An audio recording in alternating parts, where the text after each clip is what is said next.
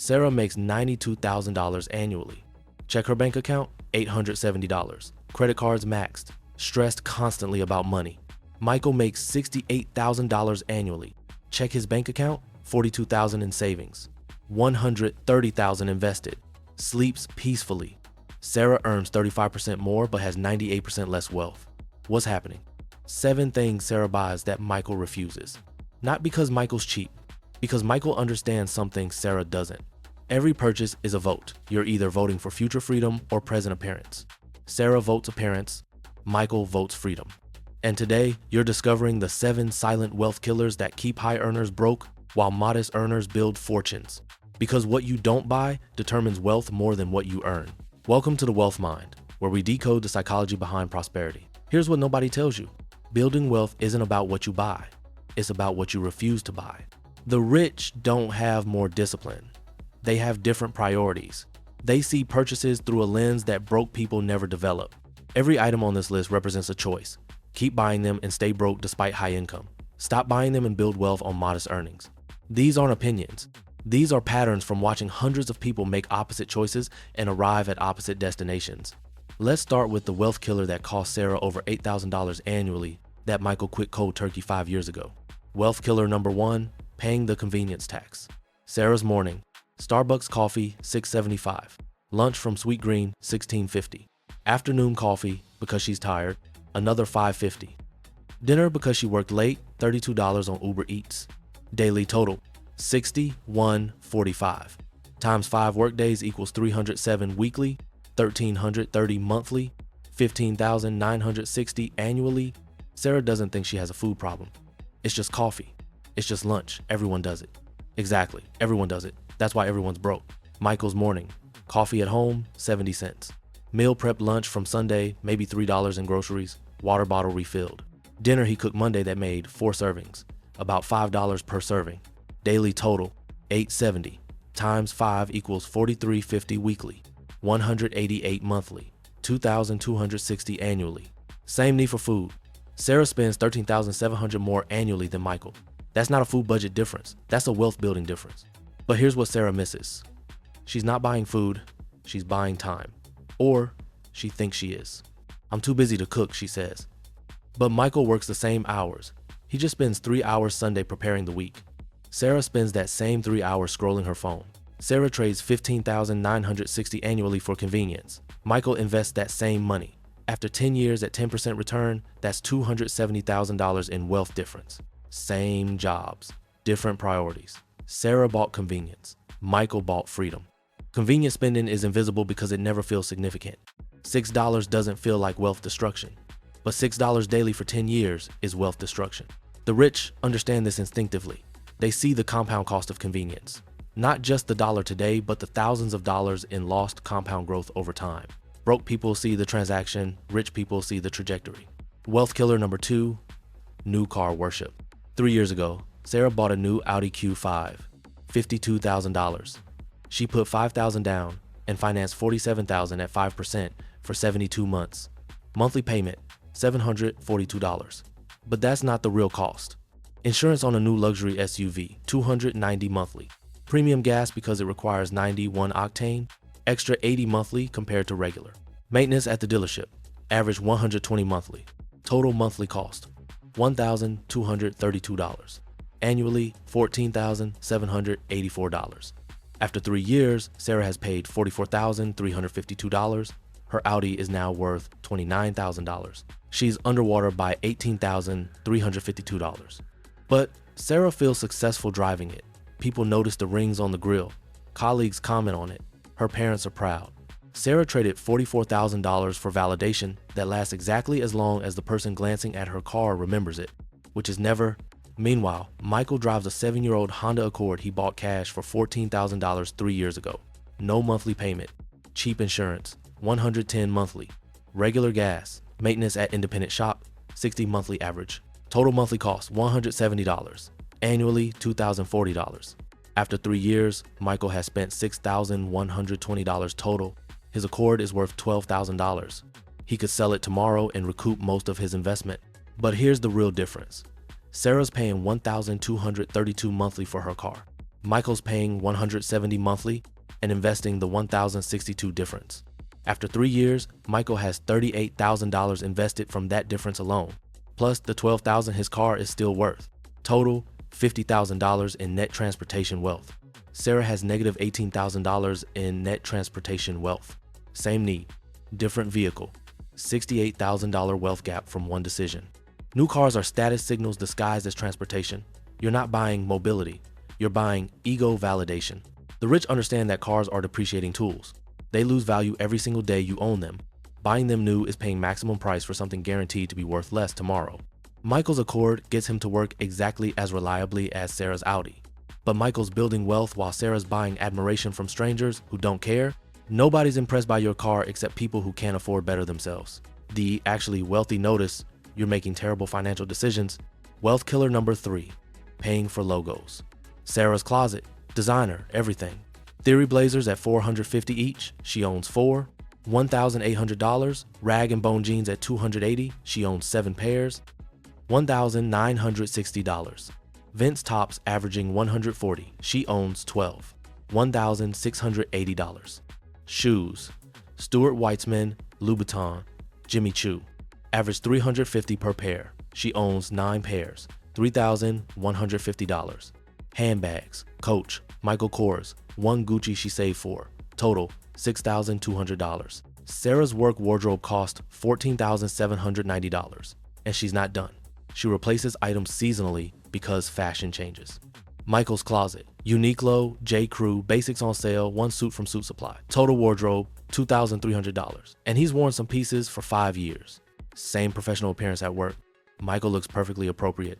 Nobody at his office knows his clothes are affordable. But here's what kills Sarah. She's not buying clothes.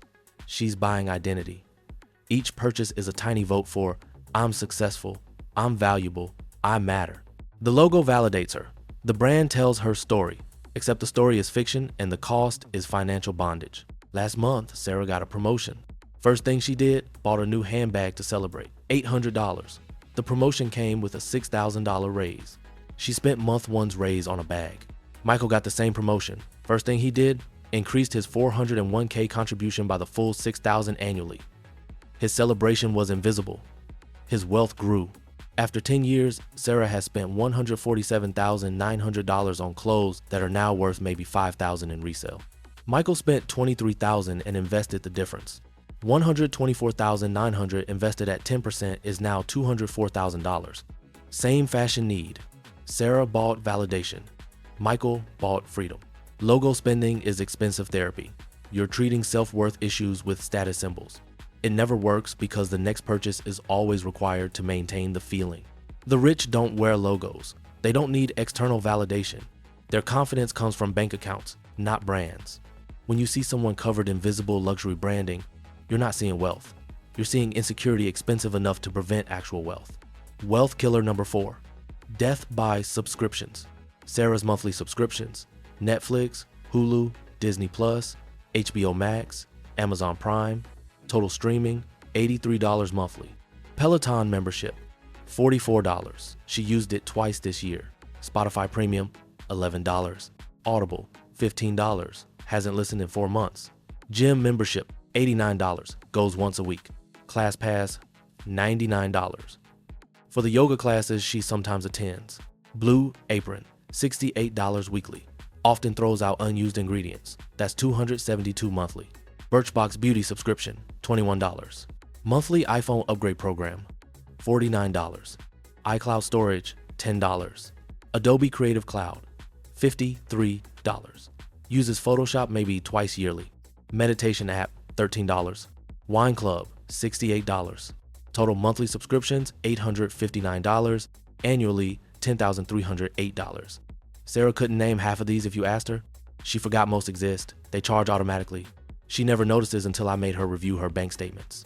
Michael's subscriptions: Netflix, shared with family, 0 cost to him. Spotify, $11. Amazon Prime, $14 monthly. Total, $25 monthly. Annually, $300. Difference, $10,008 annually. Over 10 years at 10%, $164,000 in wealth gap from things mostly forgotten. But here's the trap. Each subscription individually feels harmless. $14? That's nothing. Exactly. That's how they get you. Death by 1,000 small cuts, each one individually ignorable, collectively devastating. Sarah's paying $10,308 annually for services she barely uses. Michael's paying $300 for services he actually values. Same need for entertainment, different relationship with recurring charges. Subscription models are engineered wealth extraction. Companies know you won't cancel what you don't actively notice. The rich audit everything. Every 3 months, they review every recurring charge. If it's not providing active value, it's canceled immediately. No guilt. No, maybe I'll use it someday. Broke people set it and forget it. The forgetting cost them their future. Wealth killer number 5. Vacations you can't afford. Last year, Sarah went to Tulum for a week. All-inclusive resort. $1,100 per night. 7 nights, $7,700. Excursions and extras. $2,300 more. Total $10,000. Sarah put it all on a credit card. 19% interest. She's paying it off over 2 years at $470 monthly. Total cost with interest, $11,280. For 7 days, she posted about then forgot. But Sarah needed it. She was stressed. She deserved a break. Everyone else was going somewhere. Michael took a vacation too. Drove to a national park 6 hours away. Camped for 4 days. Campsite, $35 per night. Gas, $80. Food he brought, $60. Total trip cost, $340. Sarah's response when she heard, "That's not a vacation, that's roughing it." Maybe. But Michael paid cash and slept fine after. Sarah's still paying and stresses every month when that $470 charge hits. Here's what Sarah missed. She wasn't buying a vacation. She was buying Instagram content. She was buying the story she'd tell people. She was buying proof that her life is exciting. But excitement isn't wealth. Peace is wealth. And Sarah has no peace because debt from last year's vacation compounds into this year's stress. After 5 years of this pattern, Sarah has taken 5 amazing trips, totaling $56,400 with interest. 0 left, just memories that fade and debt that lingers. Michael has taken 5 modest trips, totaling $1,700 and invested the $54,700 difference. That's now $89,000 at 10%. Same need for break from routine. Sarah bought validation, Michael bought freedom. Experience spending feels virtuous. You're not buying things, you're making memories. Except memories paid for with debt become regrets. The rich travel too, but they travel when they can afford it. Not to prove anything, not to escape debt stress, because they have no debt stress. Vacation debt is borrowing from future peace to buy present appearance. It's backwards wealth building. Wealth killer number 6, the technology upgrade trap. Sarah buys a new iPhone every 2 years, like clockwork. Not because her current one stopped working, because a new one exists. Each iPhone, $1,200 with tax. Every 2 years, over 10 years, $6,000. Plus, she finances through carrier at $49 monthly instead of paying cash. Adds another $800 in interest over the decade. Total 10-year iPhone costs $6,800. Michael bought an iPhone 7 years ago for $800. Used it 4 years, then bought another for $700. Still using it after 3 years. Total 10-year iPhone cost $1,500. Difference, $5,300. Small decision, massive compound result. But Sarah needs the new camera, needs the new processor, needs the status of having the current model. Except her current camera takes photos she never looks at. Her current processor runs apps instantly. Her current model works perfectly. She's not upgrading for function, she's upgrading for feeling. The feeling of having the newest. The feeling of being current. The feeling that fades within weeks when something newer appears. Same phone functionality. Sarah pays 4.5 times more than Michael over time. For what? To be on the upgrade treadmill? The rich use technology until it breaks. Then they replace it thoughtfully. They're never on the cutting edge because cutting edge is code for paying maximum for incremental improvement. Michael's phone works. That's all that matters. Sarah's phone signals. And signals cost wealth. Technology upgrades are manufactured obsolescence engineered for profit. Your phone isn't outdated. Your psychology is manipulated. Companies create need through marketing. They convince you that last year's model is insufficient. It's not. You're just being played. The rich see through this. They buy tools, not statements. When the tool stops working, they replace it. Until then, they invest the difference. Wealth killer number 7, not calculating opportunity cost. Sarah never asks, what else could I do with this money? She sees price tag, can I afford it now? If yes, she buys. Michael always asks, what will this cost me in the future? He sees every purchase as choosing against investment growth. That's the fundamental difference. Sarah sees money as currency. Michael sees money as seeds. Spend the seed and you ate today. Plant the seed and you eat forever. Every dollar Sarah spends on the first 6 wealth killers is a dollar that can't compound. It's gone forever. Every dollar Michael doesn't spend becomes $10 in 10 years, 17 in 15, 28 in 20 years. Sarah's spending decisions cost her compound growth. Michael's avoiding decisions create compound wealth.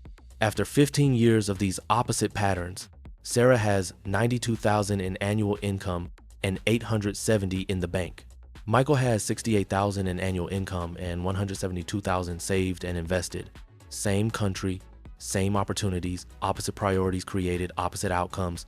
7 silent wealth killers.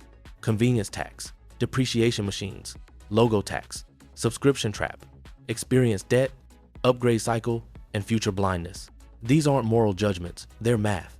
Sarah's patterns cost her $184,000 over 10 years that Michael invested instead. At 10% return, that's $301,000 in wealth gap from the same time frame. Similar incomes, the difference isn't discipline, it's priorities. Sarah prioritizes appearance. Michael prioritizes freedom. Sarah looks successful driving her Audi wearing Theory. Michael looks modest driving his Accord wearing Uniqlo. But Michael sleeps peacefully. Sarah lies awake, worried about money despite earning more. That's the trade. Look rich now, be broke forever. Look modest now, be free eventually. Your choice.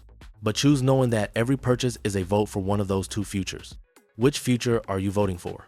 Subscribe to The Wealth Mind if you want more psychology explaining why how you spend determines freedom more than how much you earn.